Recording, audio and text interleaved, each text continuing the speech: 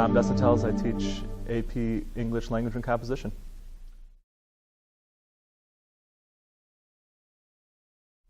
So the major content and skills we cover are major rhetorical and argumentative modes, like writing analysis papers, writing coherent and solid arguments, and then writing synthesis arguments, which means bringing in outside sources and adding those sources to your own voice in another type of an argument. So we do a lot of reading and writing skills. It's all college level reading and writing. So it's kind of takes place of that, or parallels that introductory composition class you would have at a four-year university. Students should expect a lot of on-demand writing. Usually get about 40 minutes to write a prompt that they haven't seen or are somewhat unprepared for, but get training on throughout the course of the year.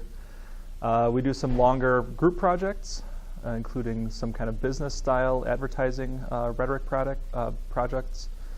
They do a little bit of independent reading in the spring, some multiple choice test taking to assess their reading skills, a lot of discussions and classroom-based discussions, some online discussions as well, but mostly writing and reading.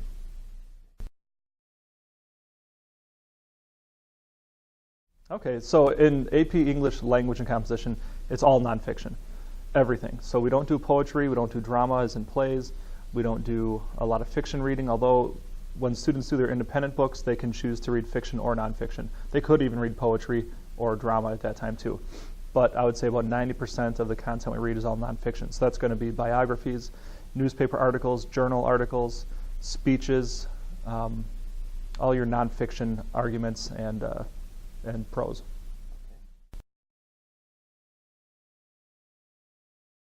The homework is, it's expected to be done. I've got a late policy like almost every other teacher. I would say in terms of the level and frequency of homework, it's kind of middle of the road in terms of your AP classes. Students have to do quite a bit of outside of the classroom reading.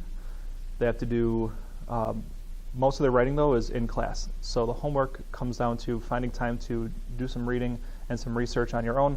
But when it comes to writing, it's almost all in class. Well, I think AP Language is a very valuable class because it helps create stronger communication skills and argumentation skills, so it becomes a foundational class that really transcends multiple disciplines. So you can be a strong engineer, but a strong engineer who can also write is an even more attractive and valuable engineer.